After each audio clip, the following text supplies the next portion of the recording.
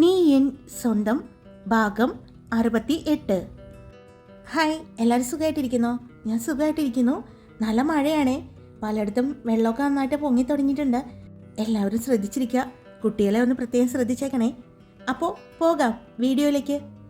നീ എൻ സ്വന്തം. ഇതിൽ അവസാനം പറഞ്ഞത് ഓക്കെ, പുള്ളി ഒരു കോടീശ്വരൻ തന്നെയാണ്. ബാക്കിയുള്ളത് അവരും ഏട്ടനെ പോലെ തന്നെ അത്രയ്ക്കില്ലെങ്കിലും അതിൻ്റെ തൊട്ട് താഴെ തന്നെ നിൽക്കുന്നവരാണ് ചേച്ചി, ശരണ്യ പറഞ്ഞു. ശരിക്കും? അതെ.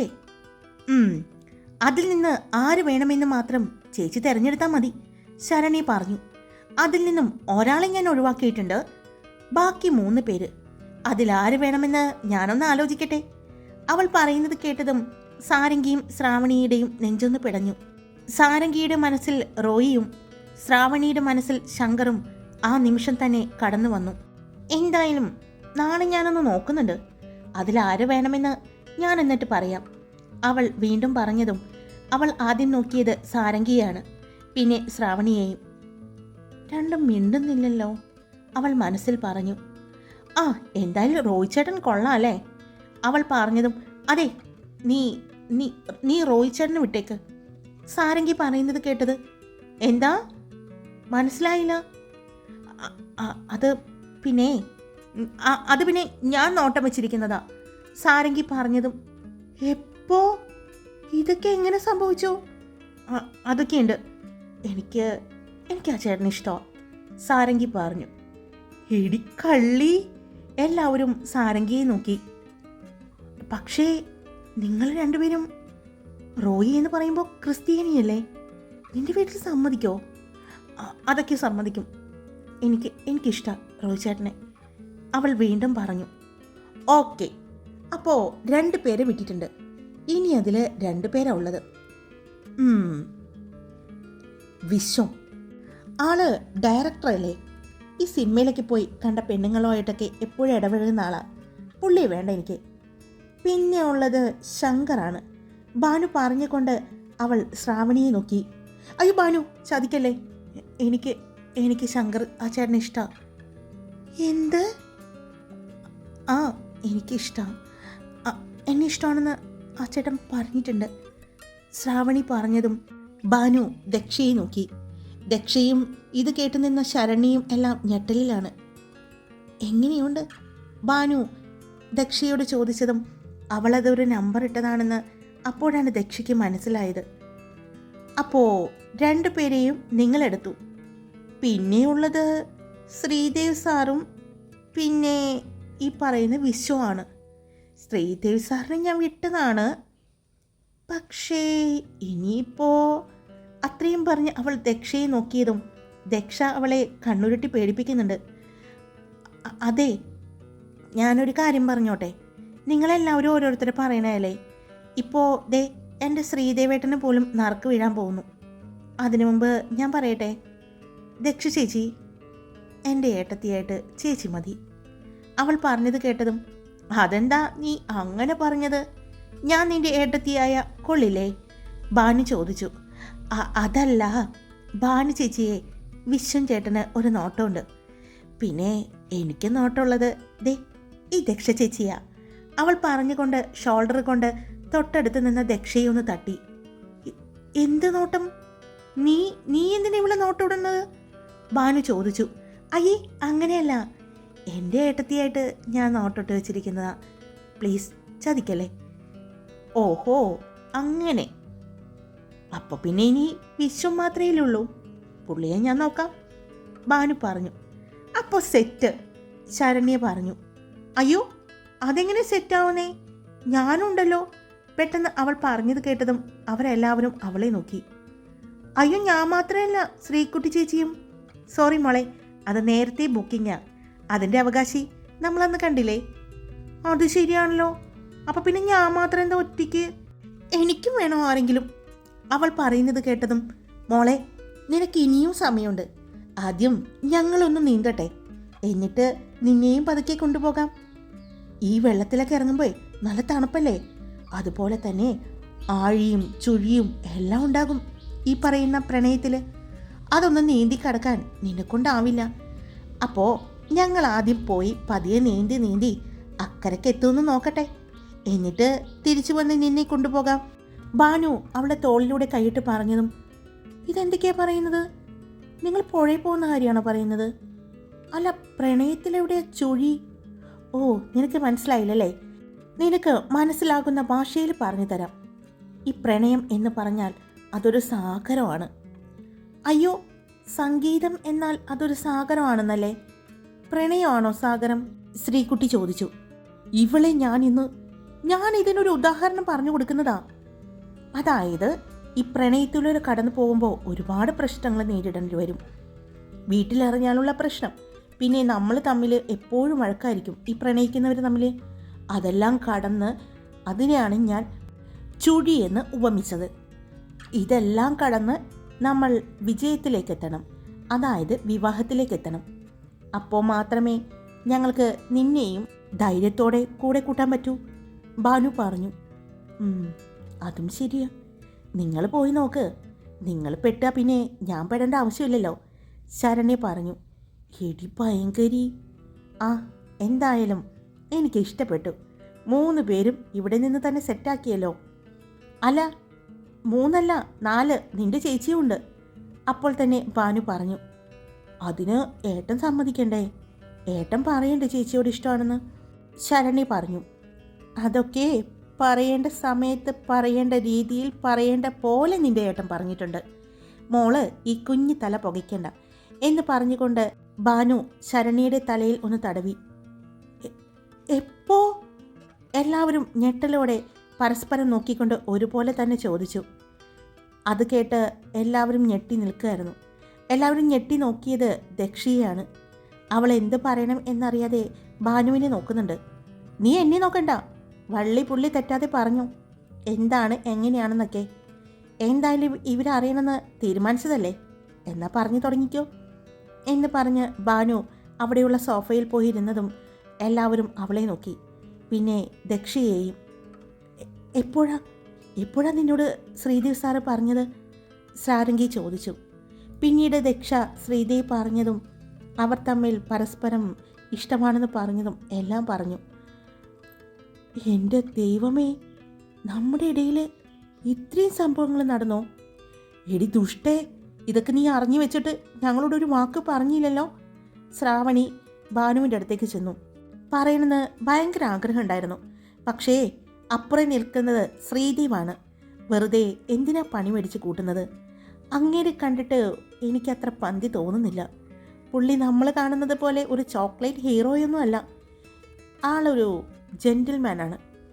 ആൾക്ക് ആളുടേതായ ഇഷ്ടങ്ങളും അത് എപ്പോൾ പറയണമെന്നും എവിടെ എന്ത് പ്രവർത്തിക്കണം എന്നെല്ലാം ഒരു കാൽക്കുലേഷനുള്ള മനുഷ്യനാണ്.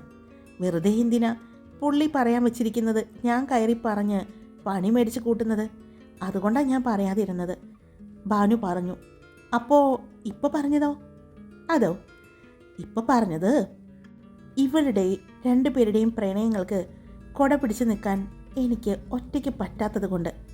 ഭാനു പറഞ്ഞതും എല്ലാവരും മനസ്സിലാകാത്തതുപോലെ അവളെ നോക്കി. മനസ്സിലായില്ലല്ലേ?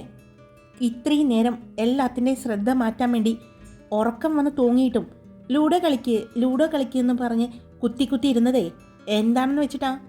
ഈ സാധനം അതുവരെ ഈ റൂമിൽ എത്തിയിട്ടുണ്ടായിരുന്നില്ല. എവിടെ പോയതാണെന്ന് ചോദിച്ചു നോക്ക്. ഭാനു പറഞ്ഞതും എല്ലാവരുടെയും കണ്ണുകൾ ദക്ഷയിലായിരുന്നു. ദക്ഷ പല്ല് കടിച്ച് ഭാനുവിനെ നോക്കുന്നുണ്ട്. എനിക്ക് ഇത്രേ ചെയ്യാൻ പറ്റൂ എന്നുള്ള രീതിയിൽ ഭാനു എക്സ്പ്രഷൻ ഇട്ടു. ദക്ഷ, നീ അവളെ നോക്കി പിടിപ്പിക്കാതെ കാര്യം പറ. എവിടെയായിരുന്നു നിങ്ങൾ 2 പേരും? അത് പിന്നെ ചേച്ചി, ട്രീ ഹട്ട് കണ്ടോ? പെട്ടെന്ന് ശരണ്യ ചോദിച്ചതും അവൾ പുഞ്ചിരിയോടെ തന്നെ ദക്ഷ അതിയെന്ന് തലയണക്കി. ട്രീ ഹട്ടോ? അതെന്താ സാധനം എന്ന് ചോദിച്ചുകൊണ്ട് ഭാനു അവിടെ നിന്ന് എഴുന്നേറ്റു. ചേച്ചി, അത് ഞാൻ നിങ്ങൾക്കൊരു സർപ്രൈസ് വെച്ചതാ. ഏട്ടൻ പൊട്ടിച്ചു അല്ലേ? എന്നാലും രാത്രിയല്ലേ കണ്ടത്, പകൽ കാണാം നമുക്ക്. നാളെ ഞാൻ കൊണ്ടുപോകാം അങ്ങോട്ട് കേട്ടോ, ശരണ്യ പറഞ്ഞു. ഇതേതീ സ്ഥലം? ഒരുപാട് ദൂരമുണ്ടോ ഇവിടുന്ന്? സാരംഗി ചോദിച്ചു. ഇല്ല ചേച്ചി, ഇവിടെ അടുത്ത് തന്നെയാ. അടിപൊളി സ്ഥലമാണ്. അങ്ങോട്ട് പ്രവേശനം നമുക്കുണ്ടോയെന്ന് എനിക്കറിയില്ല. എന്തായാലും ഒരു കീ നമ്മുടെ കൂടെ ഉള്ളത് കൊണ്ട് കുഴപ്പമില്ല, ശരണ്യ പറഞ്ഞതും അവൾ ദക്ഷയെ നോക്കി. തന്നു ഏട്ടൻ? ശരണ്യ ചോദിച്ചു. ഇല്ല, നാളെ തരാമെന്ന് പറഞ്ഞു. അപ്പോൾ ഇത് സെറ്റ്. എൻ്റെ ഏട്ടന് ഇത് തന്നെ. എൻ്റെ ഏട്ടന് അത്രയും പ്രിയപ്പെട്ട ഇടാണ്. അവിടുത്തെ ഒരു താക്കോല് ചേച്ചിക്ക് കൊടുക്കണമെങ്കിൽ എൻ്റെ ഹൃദയത്തിൻ്റെ താക്കോല് നേരത്തെ അങ്ങേര് കൈമാറിയിട്ടുണ്ടെന്ന് ഉറപ്പാണ്. ശരണ്യ പറഞ്ഞു. എൻ്റെ തമ്പുരാനെ, ഈ പെണ്ണിതെന്തൊക്കെയാ പറയുന്നത്? സാഹിത്യമൊക്കെ പറഞ്ഞു തുടങ്ങിയാലോ എന്ന് ചോദിച്ചുകൊണ്ട് ശ്രീകുട്ടി ശരണ്യ അടുത്തേക്ക് വന്നു. അതെ, ഈ പ്രണയത്തെക്കുറിച്ച് വിവരിക്കാൻ കുറച്ച് സാഹിത്യമൊക്കെ ആവാം അല്ലേ ദക്ഷ ചേച്ചി? ശരണ്യ ചോദിച്ചതും അവൾ അവളെ നോക്കി ചിരിച്ചുകൊണ്ട് അവളുടെ കയ്യിൽ പിടിച്ചു. പറയാതിരുന്നതിന് ദേഷ്യമുണ്ടോ എന്നോട്? ദക്ഷ ചോദിച്ചു. ഇല്ല, കാരണം ഇതിൻ്റെ സൂത്രധാരൻ ഏട്ടനാണെന്ന് എനിക്ക് നന്നായിട്ടറിയാം. ഈ ശ്രീദേവ് എന്ന് പറയുന്ന ആൾക്ക് അതിൻ്റെതായ സമയവും കാലവും എല്ലാം ഉണ്ട്. എന്ത് എപ്പോൾ എങ്ങനെ ചെയ്യണമെന്ന് ഏട്ടന് വ്യക്തമായിട്ട് അറിയാം. അപ്പോൾ ഒന്നും കാണാതെ ഏട്ടൻ ചേച്ചിയോട് പറയണ്ട എന്ന് പറയില്ല. എന്തെങ്കിലും കണ്ടിട്ടുണ്ടാവും. എന്തായാലും എനിക്ക് ഒരുപാട് സന്തോഷമുണ്ട്. അല്ല, നിങ്ങൾ നിങ്ങളുടെ ഇഷ്ടം പറഞ്ഞിട്ടുണ്ടോ തിരിച്ച് എന്ന് ചോദിച്ച് ശരണ്യ സാരംഗിയുടെയും ശ്രാവണിയുടെയും അടുത്തേക്ക് വന്നു. ഇല്ല, ഞങ്ങളോട് പോയപ്പോൾ, അതായത് അന്ന് നാട്ടിലേക്ക് പോകുന്നില്ലേ, അന്ന് പറഞ്ഞതാ ഇഷ്ടം. അന്ന് പക്ഷേ ഞങ്ങൾ മറുപടി കൊടുത്തില്ല. പക്ഷേ ഇന്ന് വന്ന് മുഖമൊക്കെ ഏറ്റിപ്പിടിച്ച് നിൽക്കുന്ന കണ്ടപ്പോൾ തന്നെ മനസ്സിലായി പിണങ്ങിയുള്ള നിൽപ്പാണെന്ന്. അതുകൊണ്ട് അധികം വൈകാതെ തന്നെ മറുപടി കൊടുക്കണമെന്ന് കരുതുന്നു. എന്താണ് നിങ്ങളുടെ അഭിപ്രായം? സാരംഗി ചോദിച്ചു. ഞങ്ങൾക്ക് എന്ത് പ്രത്യേകിച്ച് അഭിപ്രായം? നിനക്ക് ഇഷ്ടപ്പെട്ടോ? നീ ഓക്കെ പറഞ്ഞോ? പിന്നെ ഞാനൊരു കാര്യം പറയാം. ശ്രീദേവ് സാറിനെ പോലെ അവരും ജെന്റിൽമാനൊക്കെ തന്നെയാണ്. പക്ഷേ ഇതെല്ലാം നിങ്ങളുടെ വീട്ടിൽ എങ്ങനെ സ്വീകരിക്കും എന്നുകൂടി നോക്കണം, ശ്രീകുട്ടി പറഞ്ഞു. ബാനു, അപ്പോൾ നീ വിശ്വത്തിനെ തന്നെ ഉറപ്പിച്ചോ? ശ്രീകുട്ടി ചോദിച്ചു. ഉറപ്പിക്കാതെ? എന്നോടും ഇഷ്ടം പറഞ്ഞു കഴിഞ്ഞിട്ടുണ്ട്. ഞാനും റിപ്ലൈ കൊടുക്കാത്തതാണ്. ബാനു പറഞ്ഞതും എല്ലാവരും കൂടി അവളുടെ അടുത്തേക്ക് ചെന്നു. അവളെ കുനിച്ചു നിർത്തി ഇടിക്കാൻ തുടങ്ങി. എടി, എന്നിട്ട് നീ ഞങ്ങളെ ഊതുന്നോ? നീ ഇതൊക്കെ മനസ്സിൽ വെച്ചൊന്നും നടക്കാറുന്നല്ലേ എന്ന് ചോദിച്ചുകൊണ്ട് എല്ലാവരും അവളുടെ മുടിയും പിടിച്ച് വലിക്കാൻ തുടങ്ങി. അയ്യോ, എന്നെ വിട്, എന്നെ വേദനിക്കുന്നേ, എന്നെ വിട്, ഞാൻ പറയാം പ്ലീസ് എന്ന് പറഞ്ഞ് അവൾ എല്ലാത്തിൻ്റെ ഇടയിൽ നിന്നും ദക്ഷയുടെ പുറകിലേക്ക് വന്നു. അത് പിന്നെ ഞാൻ നിങ്ങളുടെ മനസ്സിലെന്താണെന്നറിയാൻ വേണ്ടി ചുമ്മാ നമ്പർ ഇട്ടതല്ലേ. എനിക്കെൻ്റെ വിശ്വത്തിനെ മതി. ഞാനത് അന്നേ പറഞ്ഞതാ. എന്നിട്ട് നീ വലിയൊരു പണക്കാരനെ കെട്ടുള്ളൂ എന്ന് പറഞ്ഞത്? അത് ചുമ്മാ അങ്ങേരെ ഒന്ന് ചൊടിപ്പിച്ചതല്ലേ. എനിക്ക് അയാളെ ഇഷ്ടമാണ്, ഒത്തിരി ഇഷ്ടമാണ്. അതിന് കാരണം എന്താണെന്നറിയോ? എന്നോട് സഹതാപത്തിൽ തോന്നിയൊരു ഇഷ്ടമല്ല, എന്നെ ഞാനായി കണ്ട് ഇഷ്ടപ്പെട്ടതാണ്. അതാണ് ആ മനുഷ്യനോട് എനിക്ക് പ്രണയം തോന്നാൻ കാരണം. ബാനു പറഞ്ഞു. ഓൾ സെറ്റ്, ഇനി ഒന്നും പറയാനില്ല. എന്നാൽ പിന്നെ നമുക്ക് കിടന്ന് ഉറങ്ങിയാലോ? നാളെ രാവിലെ എഴുന്നേറ്റ് ഒരു പ്രണയ മഴ തന്നെ നമുക്ക് ഇവിടെ ചൊരിയാം. എന്തു പറയുന്നു? സാരംഗി പറഞ്ഞു. അപ്പോൾ ഞാനും ശരണ്യോ? ശ്രീകുട്ടി ചോദിച്ചു. നിങ്ങൾ രണ്ടുപേരും തൽക്കാലം പ്രണയിക്കേ. അയ്യേ എന്ന് പറഞ്ഞ് ശ്രീകുട്ടി ശരണ്യെ നോക്കി. എന്തയ്യേ എന്ന് വെച്ചാൽ നിങ്ങൾ പ്രണയിക്കാനല്ല പറഞ്ഞത്. നിങ്ങൾ രണ്ടുപേരും കൂടെ കൈപിടിച്ച് നടന്നോ? ഞങ്ങളെല്ലാവരും ഞങ്ങളുടെ ജോഡികളുടെ ഒപ്പം നടന്നോളാം, സാരംഗി പറഞ്ഞു. ഓ അങ്ങനെയല്ലേ, വെച്ചിട്ടുണ്ട്. ഞാനേ എൻ്റെ ആളെ വിളിച്ചു വരുത്തുന്നുണ്ട്, കാണിച്ചു തരാം ഞാൻ, കേട്ടോ? ചേച്ചി, അരവിന്ദേട്ടനെ വിളിച്ചു വരുത്തുന്നത് ഓക്കെ, പക്ഷേ പുള്ളിയുടെ ഫ്രണ്ടില്ലേ വിഷ്ണു പ്രസാദ്, ആ ചേട്ടനെ വിളിച്ചു വരുത്തണ്ട കേട്ടോ, ശരണ്യ പറഞ്ഞു. അതെന്താ അങ്ങനെ? അതോ, ആ ചേട്ടന് എന്തോ ദക്ഷ ചേച്ചിയെ കാണുമ്പോൾ ഒരു പ്രത്യേകത. എനിക്ക് തോന്നിയതാണോന്നറിയില്ല, പക്ഷേ എൻ്റെ തോന്നലൊന്നും തെറ്റാറില്ല, ശരണ്യ പറഞ്ഞു. അങ്ങനെ തോന്നിയോ നിനക്ക്? തോന്നി. ആണോ? എന്നാ അത് ഞാൻ തെളിയിച്ചു തരാലോ ഇപ്പോൾ തന്നെ എന്ന് പറഞ്ഞുകൊണ്ട് ശ്രീകുട്ടി ഫോൺ എടുക്കാൻ പോയതും ദക്ഷ അത് തടഞ്ഞു. നീ ഇപ്പോൾ ആരെ വിളിക്കാൻ പോവാണ്? ദക്ഷ ചോദിച്ചു. അരവിന്ദിനെ. എൻ്റെ പൊന്ന് ശ്രീകുട്ടി, ഇവള് പറയുന്നത് കേട്ട് നീ ഒന്നും പറയാതെ. ആ ചേട്ടൻ അങ്ങനെയൊന്നും ഇല്ലെങ്കിൽ വെറുതെ വേണ്ട, ദക്ഷ പറഞ്ഞു. എന്നാ വേണ്ട. അല്ല, ഇതില് മറ്റൊരു കഥാപാത്രത്തെ നമ്മൾ മറന്നു, സഞ്ജീവ് പ്രഭാകർ. മറന്നു നിങ്ങൾ? സാരംഗി ചോദിച്ചതും അയ്യോ അത് ശരിയാണല്ലോ. ദക്ഷ, ഇനി നിന്റെ അച്ഛനും അമ്മയും എങ്ങാനും വാക്കുകൊടുക്കോ? ഞങ്ങളുടെ മോളെ നിനക്ക് തന്നേക്കാമെന്ന് പറഞ്ഞ് സഞ്ജീവിനെങ്ങാനും? ശ്രാവണിയാണ് ചോദിച്ചത്. ഏയ്, അങ്കിളും ആൻറ്റിയും അതെന്തായാലും ചെയ്യില്ല. ഇവളോട് ഇഷ്ടം ചോദിക്കാതെ ചെയ്യുമെന്ന് എനിക്ക് തോന്നുന്നില്ല, സാരംഗി പറഞ്ഞു. എനിക്കും തോന്നുന്നില്ല. എന്നാലും ഒരു ദുർബല നിമിഷത്തിലെങ്ങാനും എന്ന് പറഞ്ഞ് ബാനു വന്നതും വേഗം ദക്ഷ അവളുടെ വായ പൊത്തിപ്പിടിച്ചു. എൻ്റെ പൊന്നു ബാനു, എൻ്റെ ഉറക്കം കളയല്ലേ പ്ലീസ്. അച്ഛനും അമ്മയും എന്തുണ്ടെങ്കിലും ഞങ്ങളോട് ചോദിച്ചിട്ട് ചെയ്യൂ, അതെനിക്ക് ഉറപ്പാണ്, ദക്ഷ പറഞ്ഞു. ആ അത് മതി, പിന്നെന്താ പ്രശ്നം? എന്തായാലും നാളെ നമുക്ക് നമ്മുടെ കാമുകന്മാരെയെല്ലാം ഒന്ന് പിടിക്കാം അല്ലേ? അവരുടെ മനസ്സിലുള്ളത് ഇങ്ങോട്ട് പറയട്ടെ, ശ്രാവണി പറഞ്ഞു. ഇനി എന്തു പറയാൻ? അവർ പറഞ്ഞില്ലേ, ഇനി നിങ്ങൾ മറുപടി പറഞ്ഞാൽ പോരെ? ശ്രീകുട്ടി ചോദിച്ചു.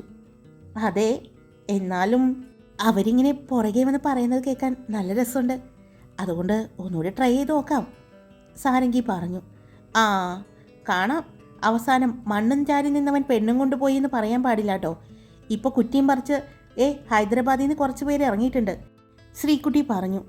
അത് ശരിയാ, കനിക ചേച്ചിയുണ്ട്, നയന ചേച്ചിയുണ്ട്, പിന്നെ അവരുടെ 2 ബന്ധുക്കൾ കൂടി വന്നിട്ടില്ലേ, 2 പെൺകുട്ടികൾ, അവരെല്ലാവരും ഉണ്ട്. ഇനി അവരെ കണ്ട് ഇവന്മാരുടെ മനസ്സെങ്ങാനും മാറുമോ എന്ന് ശരണ്യ ചോദിച്ചതും എല്ലാവരും അവളെ നോക്കി. ഇല്ല അല്ലേ എന്ന് ദക്ഷയും സാരംഗിയും ശ്രാവണിയും പരസ്പരം ചോദിക്കുന്നത് കണ്ട് ദക്ഷയും ശ്രീകുട്ടിയും ശരണ്യയും ചിരിച്ചുപോയി. ഹായ്, എല്ലാവരും സുഖമായിട്ടിരിക്കുന്നോ? മഴ ഇന്നത്തെ ദിവസം തോർന്നിട്ടില്ല. ഞാൻ ഇപ്പോൾ ഈ വീഡിയോയ്ക്ക് വോയിസ് കൊടുക്കുമ്പോൾ 5:45. ഒട്ടും പറ്റുന്നില്ല മഴ കാരണം, ഭയങ്കര ശബ്ദമാണേ, അതുകൊണ്ടാട്ടോ.